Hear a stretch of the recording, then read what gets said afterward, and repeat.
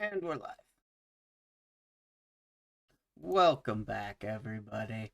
It's the first ever live edition of the Maxed Outlawed Lax podcast. I'm Coach Max. Joining me, as always, is going to be Coach Maxwell. Maxwell, big day for you, buddy. I saw Very on big day. Cal High's lacrosse Instagram that your first game as a high school coordinator is just too big. Too big. They're going to live stream it for the world to see.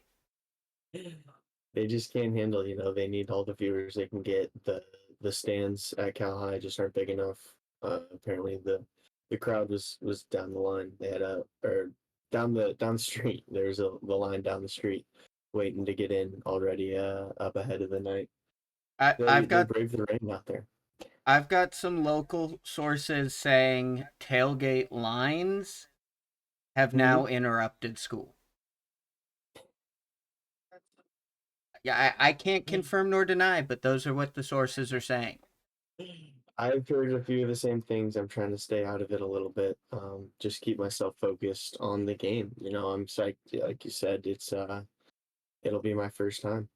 Yeah, you excited? As a high school coordinator. Yeah, I'm very excited. Obviously done this kind of age group for a while. But yeah, I've had my first 2 weeks kind of with a high school team, and now this is, here we are.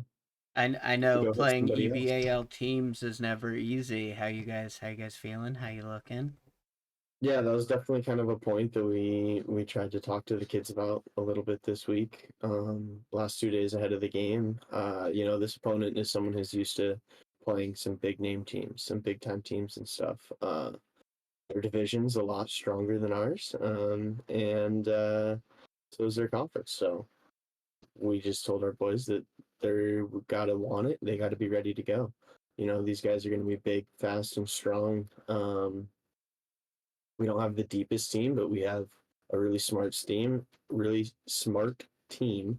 That I really trust their IQ, and they make good decisions when they're out there. So I think if we're able to, not get lit up too much, I think we got a chance.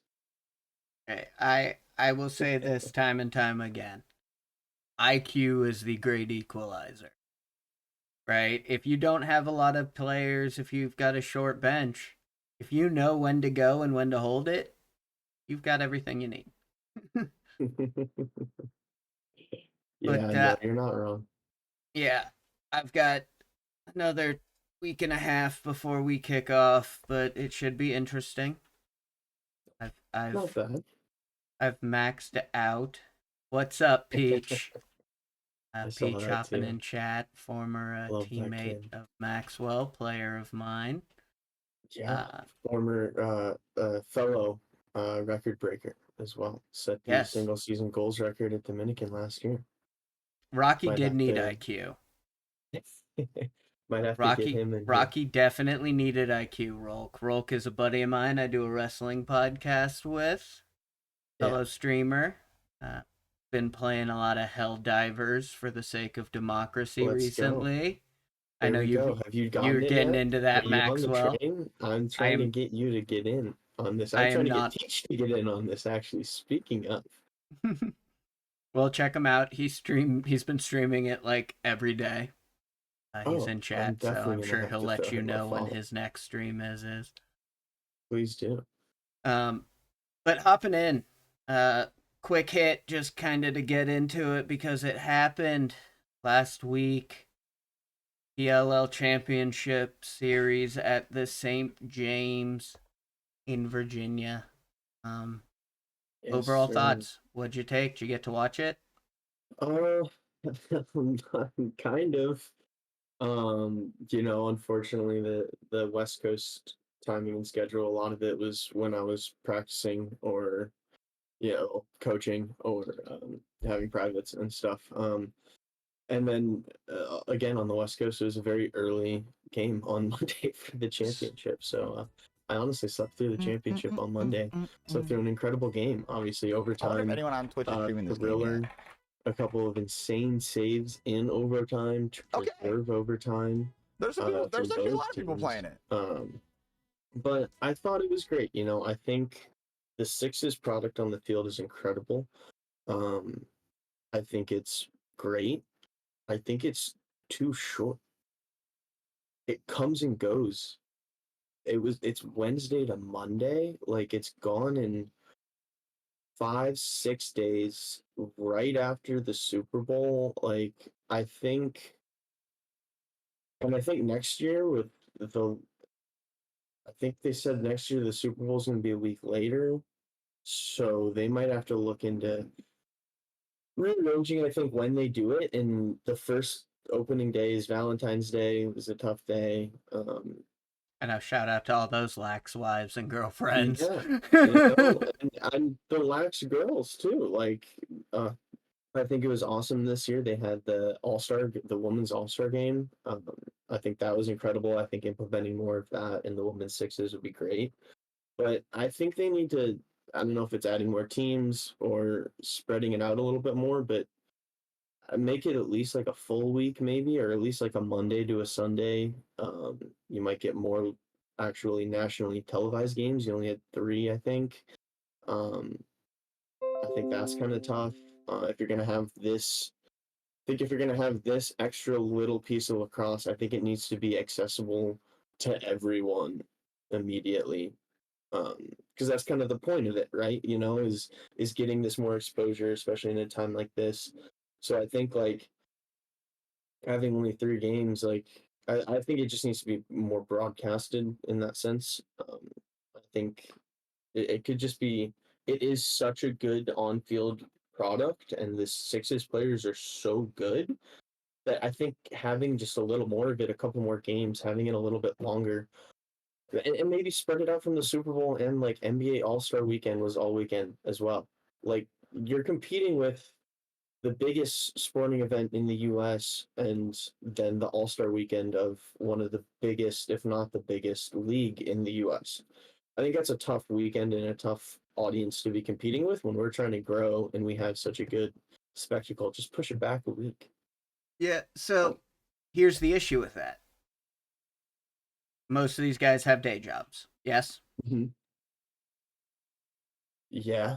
I mean, the goal of the PLL is so that they don't have day jobs. President's Day holiday weekend, they already had to take Friday off. If you move it to another weekend where that Monday isn't free, now you're asking these guys to take multiple days off, multiple things are happening. Yeah, absolutely. But you know, part of the whole PLL spiel is that they want them to be able to be full-time lacrosse players.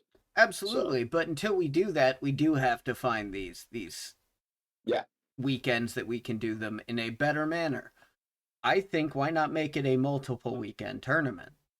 There you go. Right? You could make it the entire month instead of of February. Maybe not even February. Maybe April? Or is that too close to the season? These are the things we got to work on. Because if that's too, touching on your point of these guys have other jobs, there's a lot of other. All of these guys coach, so that's a lot of important games in April for coaches on weekends. I think that late February to early March is maybe a better time slot, or even just throughout March. Maxwell, I have no idea what you're saying. You're a robot currently. Joy. That's not good.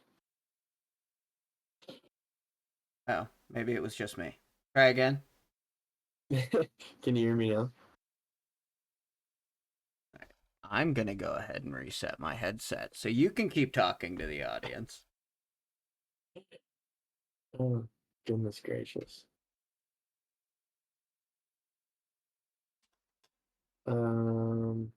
Yeah, well. How many games in this season for the Sixes Championship Series? It's just literally that. It's literally a series. There's 4 teams that make it. I think it's the top 4 finishers from the regular season of the PLL field season over the summer. And they just play like a little group play where everyone plays each other, and then there's seeding for semifinals and then finals. Everyone makes the playoffs. Started Wednesday. Pool play was through Friday, and then they had the semifinals, I think, on Saturday or Sunday, with the finals on Monday. The Boston Cannons are your PLL Champ Series champions. Yeah, they won in a thrilling game over the Water Dogs in overtime. Yeah. Um, No, yeah. and I think the tournament setup is cool. Mm-hmm. I like the idea that it is a series, and typically, and to kind of Rolk will get this, but when you're talking about a King of the Ring, right? Let's take it, right. You're trying to this team is the king of the off season with this. You're trying to find and set that tempo. Mm-hmm. I don't know if there is a better way to do it and still keep what they want it to be. Until these are professional full-time PLL contracted athletes. Because Yeah, not and only like the that, league is bigger and they can have more teams too. not only that, but the Water Dogs, right? The Water Dogs have a real big great. I mean, Zach Courier wasn't on that field. Dylan Ward Mm-hmm. wasn't on that field. Those are two Mm-hmm. guys that are huge leaders for this team. Mm-hmm. So like, Yeah. it's not even all right. Full team rosters. Let's go head to head in sixes, right? Like it's guys, and I love that it's guys getting a shot, and it's guys, playing their way into a summer gig, but Yeah. it still is to me a lesser form of box lacrosse. It is box lacrosse on easy mode with the CPU defense sliders set all the way down. Right? Like it's why when you saw Team Canada compete at the Sixes World Games, nobody could even play with them. Yeah. Like Yeah. like I think their closest competition was the Haudenosaunee, who I guess was gonna what? say. Also play a bunch of box lacrosse. Yeah. And like you give box lacrosse players the ability to shoot on a 6x6 cage with a lightly padded goaltender, yeah, it's gonna be easy for them. And yes, Rolk, box lacrosse is the one that has the fights. Absolutely, it And does. it's also just a lot more physical because they play in smaller confines. Yeah. It's basically hockey on turf with the ball in the air. But I don't know. It's fun to watch. It's great for new viewership. It's great that it's a easy way for people to get involved. Right? There aren't a lot of complicated rules. It's fast, it's back and forth. I love that. Yeah, I think they need it's to do some fine tuning, and I think they will. agreed. And this is only the second year they've had it. Yeah. I think that there's each year I think the league has gotten a little bit better in a lot of senses and stuff, and like it's still all very young. So I think that they're on the trajectory, and like we said, like I think they have the right idea with what they're doing with all of it, and overarching, like the product on the field is sick. Yeah. It's so good. Highlights everywhere. Yeah, constantly. And Ricky Miezon is a beast. Ricky Miezon. And Crazy. who's the dude who played for the Utah MCLA team that absolutely just gooned it up all tournament and won the Cannons the championship by murking Mikey Sowers? I don't even remember what his Stout, name something is, like that. unfortunately. Luke Stout, Yeah. something like that. But like, hey, It's shout out MCLA guy playing at the highest level. It like is we talked possible. about, where's that gap? There's certain places and there's certain guys very everywhere that that choose to do a different route. There's top level talent at all aspects or at all levels of lacrosse. Yeah. And Rolk, to answer your question, between the shoulders and the waist, as viewed by the referee, as long as you don't baseball bat them, yes, you can hit each other with sticks. You can also do what's called a cross check, which is I hold my stick like so and bash it into your kidney as hard as I can.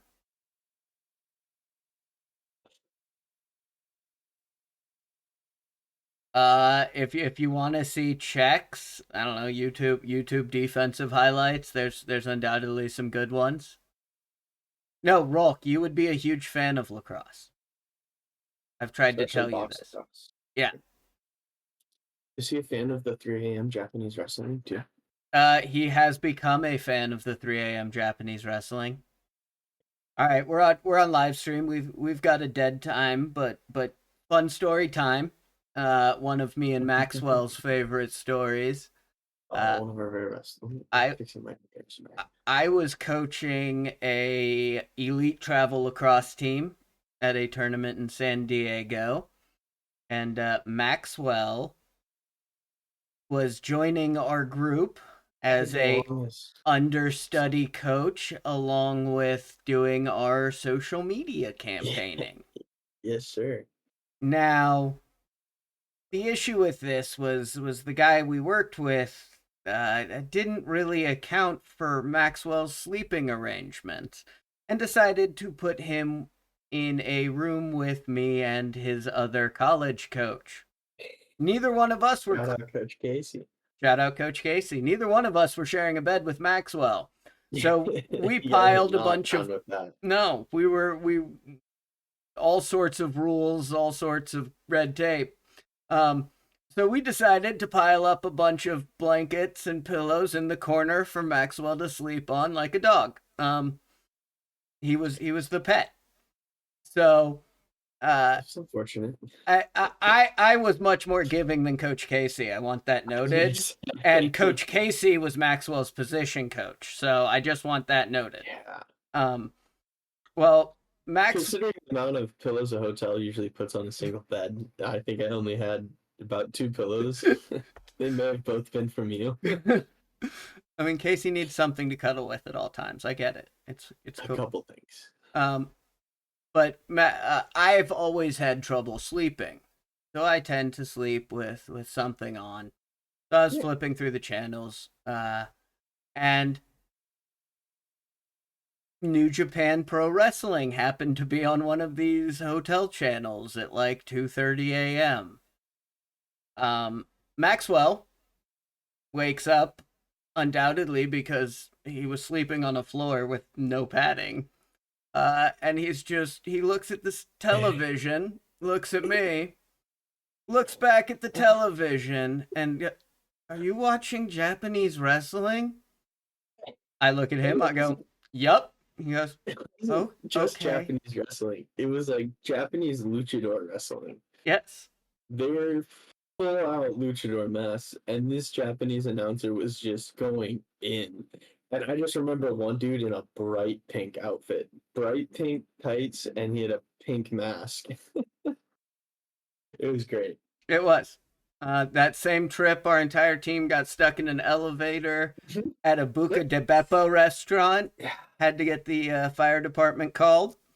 I think it was the Del Mar Fire Department. Yep. Shout out first responders. But Maxwell, I'm pretty sure that helped you lock in the win for best social media at the tournament. Yeah. Getting our employers a bunch of free gear for the next year. Yeah, shout out Adrenaline doing a cool campaign, little contest. There's the word I'm looking for. Within the tournament. Whatever team had like the best social media, they felt social media presence over the weekend, tagging Adrenaline throughout the weekend in their posts would win. First place was free uniforms for the club for like the next club season. And then second place was like practice pennies and then like other things like that. As the list went, I think they had like up to like 5th place or whatever. But yeah, I should have thrown a quick 3 a.m. Japanese wrestling I mean, story on there. you But would have gotten struck down. New Japan doesn't like things like that. They would have immediately had their bots scan you, and your account entirely would have gotten banned for like they would 36 have found it, hours. huh? Oh yeah, Yeah, New Japan they would is have found that real famous quick. for that. Mm-hmm. But Championship Series, I mean, it was great fun. It was great games. It's a lot like watching basketball on a lacrosse field, but I feel like it takes away some of the importance of defense and goaltending, which Mm-hmm. obviously I am partial to. So Mm-hmm. it's a great evolution of the game. I am far more into it than I was when they first explained it to me. I just think we need some fine tuning. Let's give the goalies some pads. Let's put it on a 4x4 cage. Throw some walls up. We'll be good. Yeah, I think you have a strong argument there. So, championship weekend wasn't the only crazy lacrosse we got to see. This No. college weekend was really good. Not if you're Not if you're a Dominican. Dominican Penguins fan, but we don't have to Uh, talk about that because it's sad this week. We'll only talk about the good times. you But take it down. Syracuse, Maryland. Um, I Mm. don't think there was a better game this weekend. This had No. literally everything you could have asked for from a lacrosse game. It was intense. It was back and forth. It wasn't one of those games that, you know, teams out early and then a slow comeback happens and oh, now it's the fourth quarter and it's tied. This was, Maryland was up a little bit early, Syracuse fought back, and then they traded punches back and forth. Yeah. Which is great. Like that's the kind of lacrosse I like. It was fast paced. I will say, I'll hop on this train and be the Maryland hater, but Maryland is still, even in the shot clock era, the most boring offense to watch. I don't know what it is. It may just be my bias, but watching that Maryland offense play, yeah, it was fun. They were great, but it was boring. They're really good, but it's boring. I get it. Um, It's they slow. It's methodical. Yeah. I yeah, mean, they'll wear a defense down for sure. yeah. What was your big takeaway though? Number 4, number 5, 13-11 in overtime. What's the takeaway here? I think the takeaway is both these teams are really good, but is that kind of like, do you think a performance like this is gonna? How do you think that holds up against the big three that we kind of are looking at right now in college lacrosse? Yeah, I and think that's kind of my question. I mean, and if you look at it from both teams individually, Maryland, um, great showings from Logan McEnany Mm-hmm. and Brennan Urksa. I think they will go as those two teams. I think Eric Molliver, the attackman, is really good at finding the space, finding the looks, and kind of being more of the quarterback instead of the initiator, right? Let Urksa draw the slide, bang it to Molliver. Molliver has the open look at the entire field. He'll find the right guy and get him the ball. Yeah. Defensively, I mean, in this game, Logan McEnany had like 14 saves.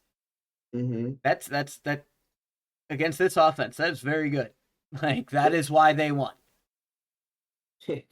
Yes, Alabama does have a lacrosse team. They are a Division One MCLA program. Um, we won't talk about how good and or not good they are for you, but you can be a giant Roll Tide MCLA fan.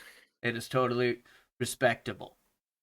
Um, Maryland, I think they run with some of those bigger teams, and I think the reason is Ajax Zapatella, Mm-hmm. right? I think they can do really well against Duke because Ajax, he's an eraser. Spallina had 3 points and was getting tossed around.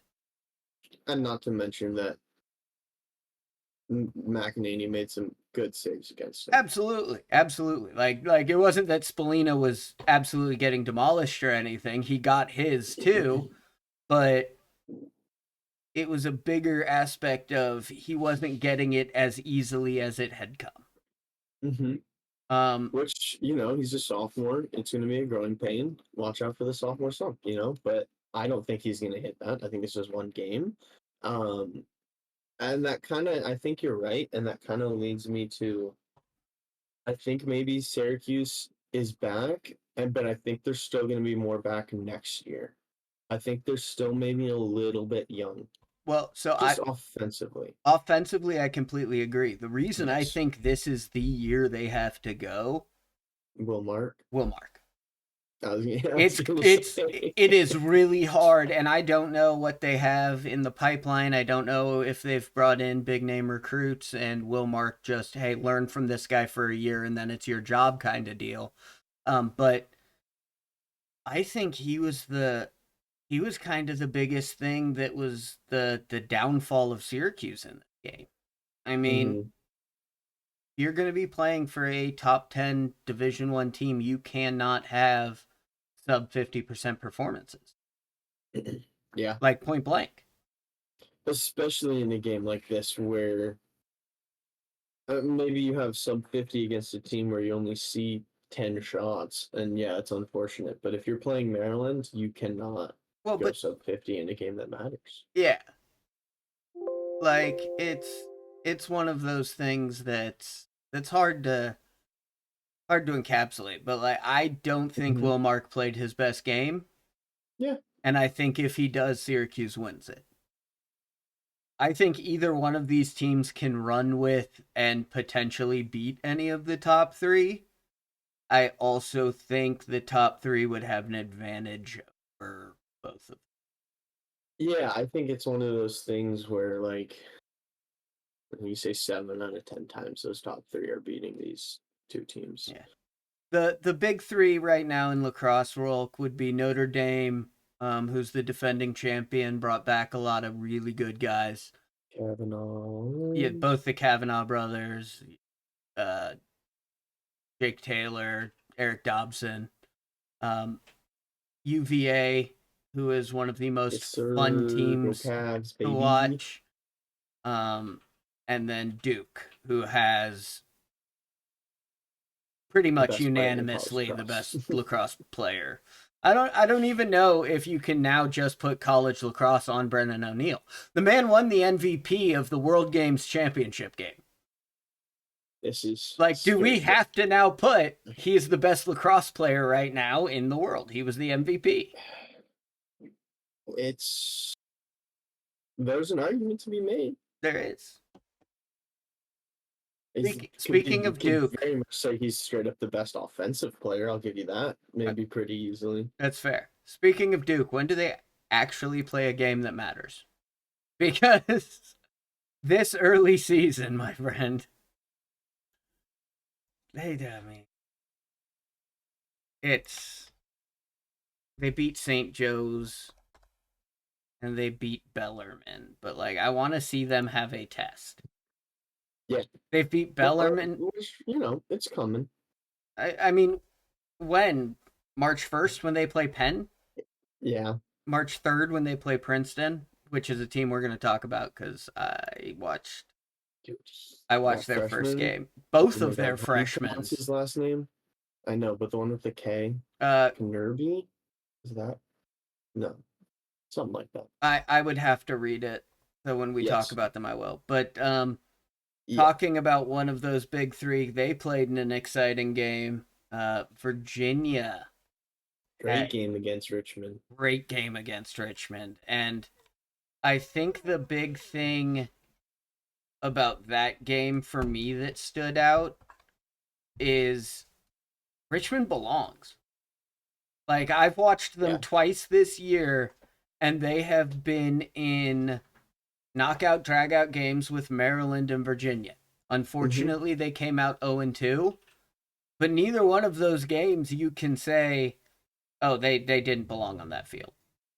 Yeah, you no reason you should be hanging your head after any of those games. I mean, 14-10 against Virginia, and then going to overtime against Maryland, like you said. Yeah. I mean, they went up 2-0 on Virginia. I mean, unfortunately, Virginia's offense is insane and can score really quickly, and that is a little bit of a positive that theirs this year has been their face off. Maybe hasn't been as bad as maybe they thought in that Michigan game. Um, they won a ton against a good returning Michigan face off unit. Uh, and they were not bad against Richmond, you know. If you can play make it take it with an offense like that, you're gonna win a lot of games. Yeah, And then you have a defense that's 6'6", 6'5", and 6'7". They average 6'6", 250, 260 or whatever it was. 215. Oh, 215, sorry. Yeah.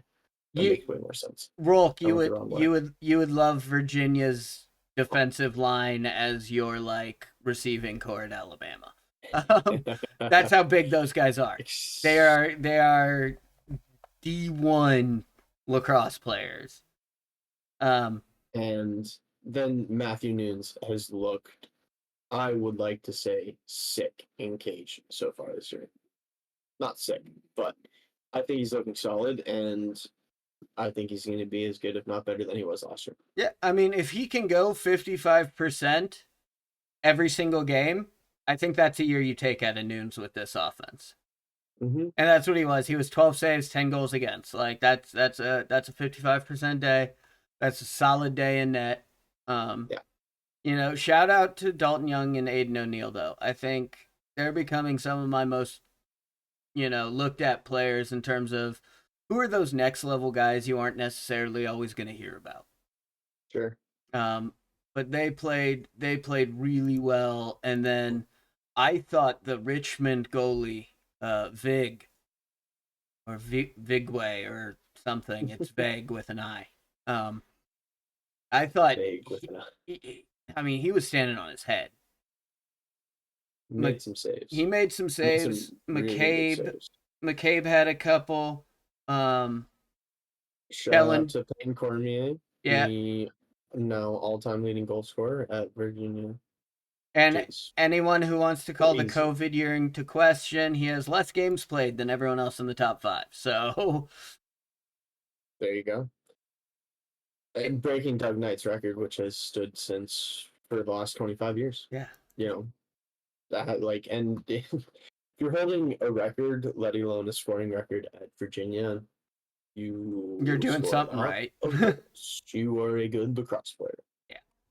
And then the other big one before just some kind of quick hitters to pat myself on the back, the Hopkins Loyola game. That rivalry, that punch back and forth. So good, man. I mean, it was a much closer game than 13-7 would tell you. Mm-hmm. Well, Johns Hopkins kind of pulls away in the end, but I mean, that's a down the street rivalry. That's those teams. Those teams don't like each other, and to have them both back playing good lacrosse and winning big games is great for the lacrosse world. Yeah, like we've said multiple times.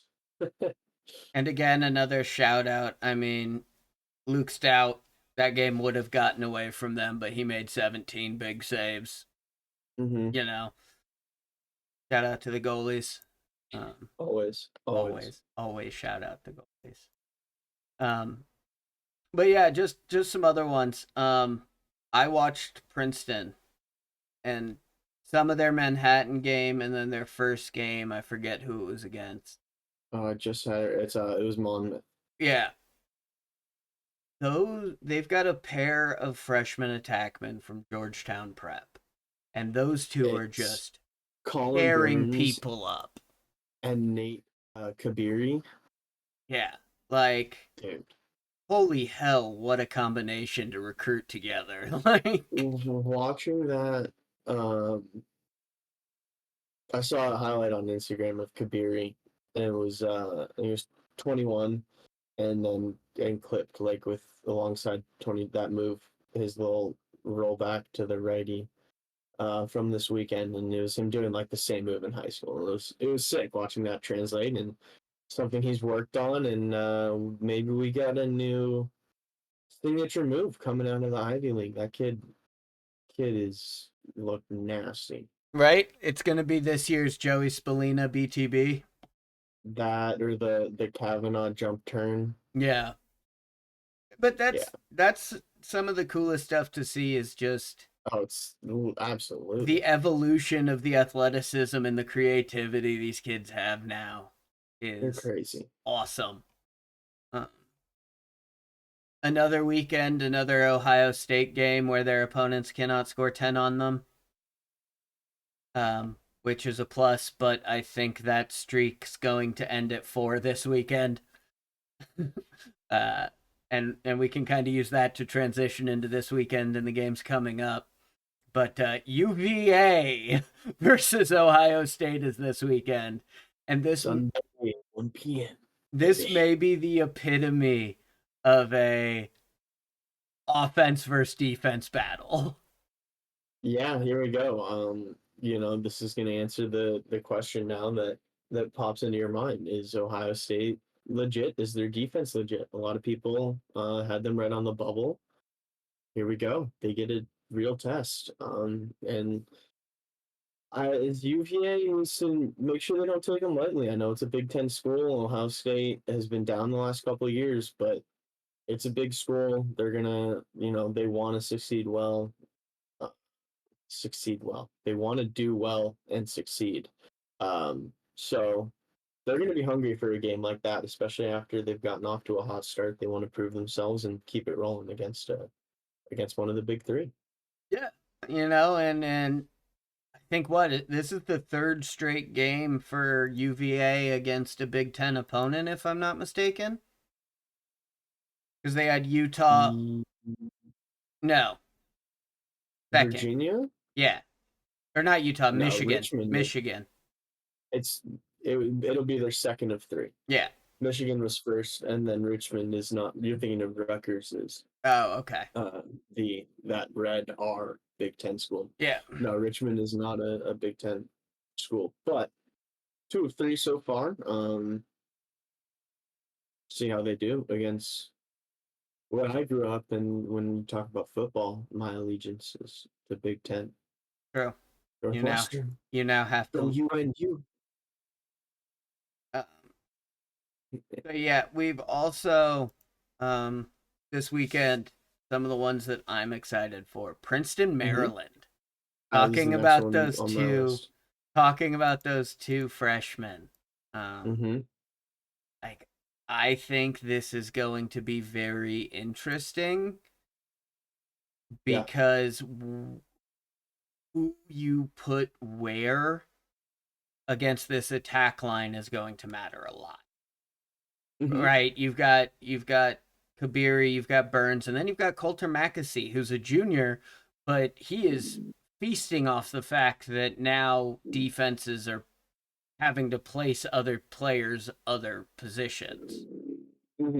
So, like, I'm interested to see who draws Zappitello. Are they going to put him on a freshman, or are they going to put him on Mackesy?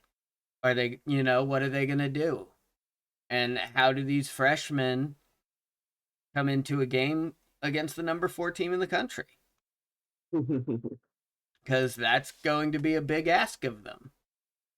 Yeah, luckily it's at home for them, but Maryland's going to be ready. It's going to be a good game. I'm excited to hopefully watch that one. I don't know who is broadcasting that one, but ESPN has the Ivies, so it may be ESPN if Princeton's at home.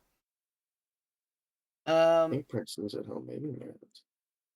I think Big Ten's streaming it, unfortunately. Damn it. Yeah.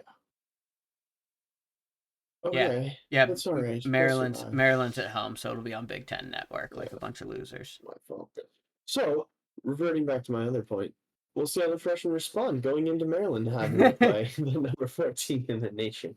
Yeah, I mean, and that's going to be a big test for them, and a big confidence boost if they can go into Maryland and put up really good efforts in games going into an Ivy League that isn't going to be super easy all the time. Absolutely. The second of the big three is now going to get their first test, if we consider Georgetown a test. I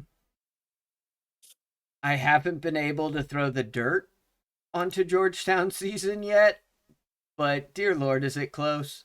What did I say? Yeah, no, you called it. I'm just hoping they can actually hold Notre Dame under 20 and make their game interesting, because so far that has not happened in a Notre Dame game.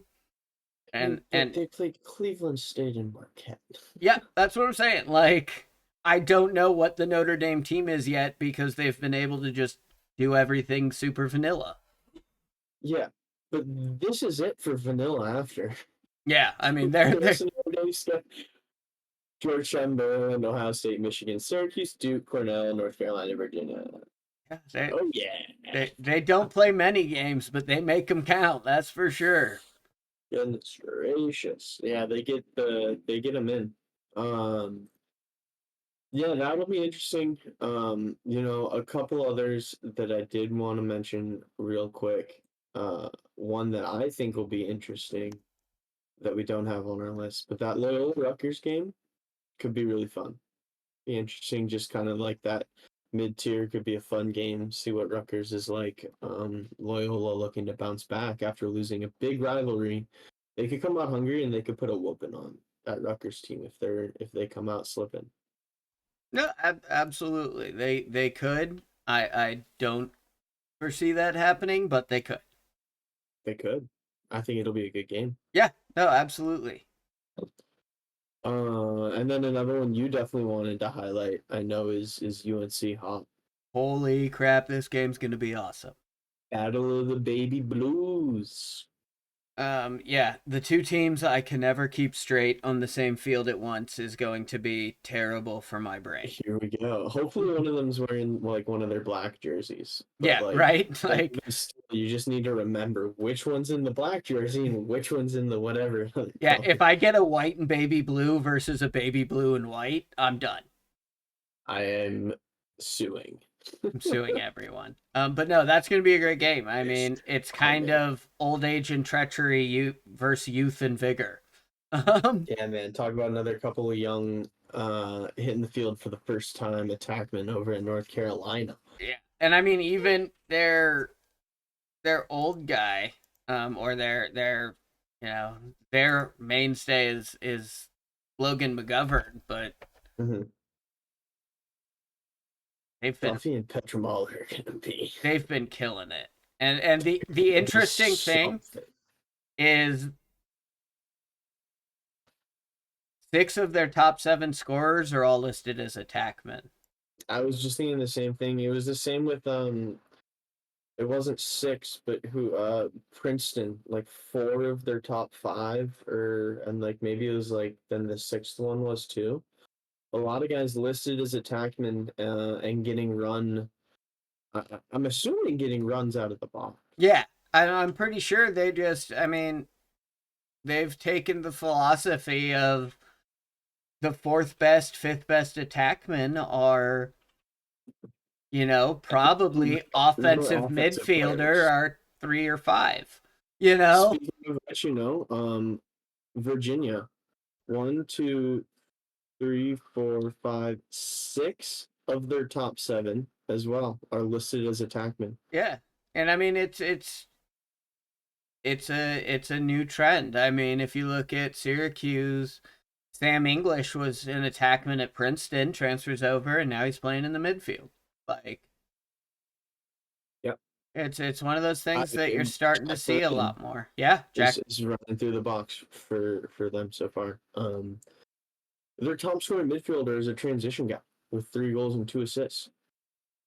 Or 3 goals, 3 and 2. Sorry, Joey Terenzi, was a great offensive player in high school and everything, and that's the wealth of Virginia. But kind of like what we're saying is this change in lacrosse and offensive lacrosse and goal scorers and positioning is positionless in pairs and systems where you're just lacrosse players, and if you're used to playing whatever in high school, like might not be the case, especially if you want to see time at a school like Virginia, where you have the number one recruit in the nation on the field at attack, along with a former number one recruit in the nation and Toraton finalist.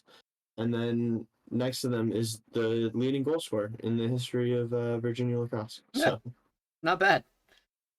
I will say, comparing Syracuse to that list, one of their top 7 is a face-off guy. So love to see that. Love to see that, especially with all the face-off controversy. Right? Of late. That's sick. And again, that's another tough guy. D3, he's been balling. Yeah, Mason Cohn's been the difference. He's been going. Yeah. Love it. Love to see those guys hitting the ground running and not giving a shit about the about that change in level of play. Yeah. Another top 10 game we've got going on. We've got Denver versus Cornell. And yes, I think this is going to be an interesting one to let us know where Cornell is at this year. I was not as high on Cornell as a lot of people. So I am hoping Denver just absolutely destroys them. But Cornell did beat Lehigh 17-3 last weekend. For what that's worth, CJ Kirst is obviously one of the best in the country. Michael Long had a big day, going 3 and 4 for 7. They've got some other offensive pieces, but are they still going to be that good without Chase Erlin as their backstop? I mean, I don't see Lehigh as a particularly high-powered offense, and their biggest goal output was against Cornell. You've got Lehigh beat Fairfield 8-7 for their only win. Fairfield held them to 8. And you're giving up 13? Like, where is our issue here? And can JJ Silstrop in that Denver offense capitalize? Can before Cornell can put those pieces together, can Denver pick them apart? Watch out. I think they might be able to. I'm about it. I hope so, because Denver wins. I would love to see that. I'm with it. I mean, they haven't. They've gone 13, 11, and 16, so yeah, and they can definitely put them in. And oh man, they play Lemoyne. That's fun. They go as JJ goes, So yeah. All right, and we have one more game that I think you're really, really high on, and features one of your teams that you're very excited about. Yeah, but Penn, Delaware. So this is the Ivy League. Yeah, this is a big one for me, kind of both ways. Because Penn's coming off a loss to Georgetown, and as we've said, we know what we think of Georgetown. Like, we're not super high on them, but Graham Bundy and TJ Haley actually decided to play. On the reverse of that, I am very high on Delaware. The Blue Hens, they've come out and have beaten everyone they've played. They're 2-0. They're averaging 15.5 goals a game. And the JP Ward, Mike Robinson revenge tour for not getting any nominations. Full steam ahead. Full steam ahead. Mike Robinson sitting on 13 goals. JP's at 12 points for 7 and 5. 5 and 7. 5 and 7. Okay, yeah. And 5 goals, 7 assists. This is one of 3 big tests on their schedule that they can make a statement of, hey, we deserve to be in the top 15 conversation. They've got maybe 4 tests. I'll give them. You could say Hofstra could arguably be a test. Maybe not this year. double check that. That's 3-1. Maybe Hofstra catches coming off the Michigan game or the Syracuse game. But yeah, Penn, Michigan, and Syracuse are your 3 chances, in my opinion, to make your statements. I think if JP Ward and Mike Robinson really want to have that chip in their shoulder and flip the bird to the media, this is your first chance to do it, right? Come out, have a day. Yeah. Travel down to Philadelphia and put your foot on the gas and go to work. Yeah. So, yeah, and this is that statement. But we'll see what happens. I don't have the line on that game handy. Careful, I can't do anything. You can talk about anything you want. As long as you don't place an actual bet, you're golden. Stay golden, pony boy. Stay golden. Trust me, I know all of those rules. Syracuse won 18-7 final. Spallina goes 3 for 4. And they have 4 or 3 and 4. 3 and 4. Okay. Yale Colgate could be a good game tonight. No Colgate's tonight? Yeah. That's going to be pretty sweet. That'll be fun. And then a couple other lowest. Sacred Heart Fairfield and NJIT Monmouth. Hey, and NJIT is undefeated. I will accept 0 NJIT watch out. slander after the fact that they've been the laughingstock of Division 1 for the past, I don't know. When did their program begin? They're 3-0. They're coming for it. They're coming for the America East, UMass Lowell, UAlbany, watch out. Bryant, they're coming for you.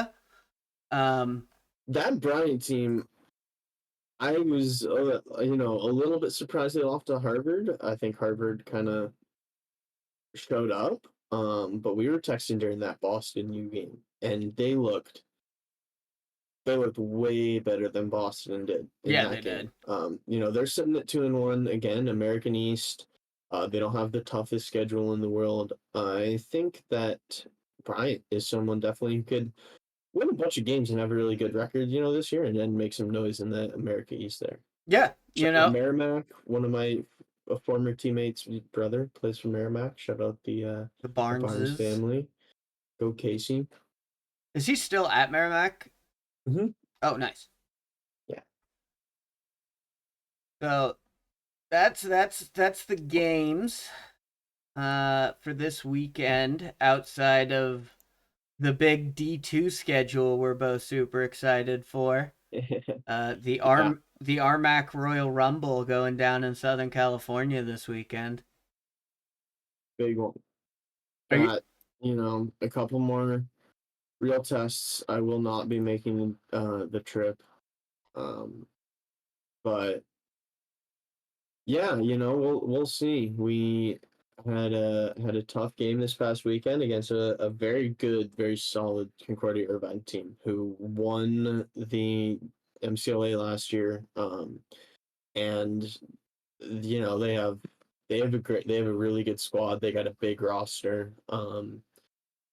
I think we just weren't ready for it. Got too high on ourselves after going 2-0 in Colorado or whatever it was, but time to get back on the horse because we got Colorado Mesa and Westminster. Yeah, what? Third weekend of the season, and you guys are playing games that really do matter a lot. These are big games. So these are big games against good teams, bona fide Division II teams who have been around for a while and have been solid for a while. So we gotta show up. I mean, I think we have the guys to compete with these teams. You know, I mean, the final score was not totally indicative of how much better I think Concordia Irvine is than us. But it doesn't matter how good you are if you don't show up to play and you don't act like you want it when you're on that field, because if the other team wants it more than you, it's all that matters at the end of the day. End of the day, yeah. Having that dog in you is an entirely different battle. Yeah. It's easy to talk it, but I would love to see them bounce back in a big way, and you know, even if they don't come out of there with 2 wins, I think there's plenty of there is even more opportunity just to learn and be able to grow as lacrosse players, as a team. It's our first year in Division 2. You know, we were not expecting to go Division 2. We didn't learn we were going Division 2 until the start of summer. That's it's not like Concordia Irvine, who knew at the start of last school year. You know, they had a whole year to prepare and recruit while in the MCLA. So I think we're a year behind a little bit in a lot of senses, but just come out there and play for the name on the front of your jersey. Yep, gotta do Have it. some pride. Gotta do it. Yeah.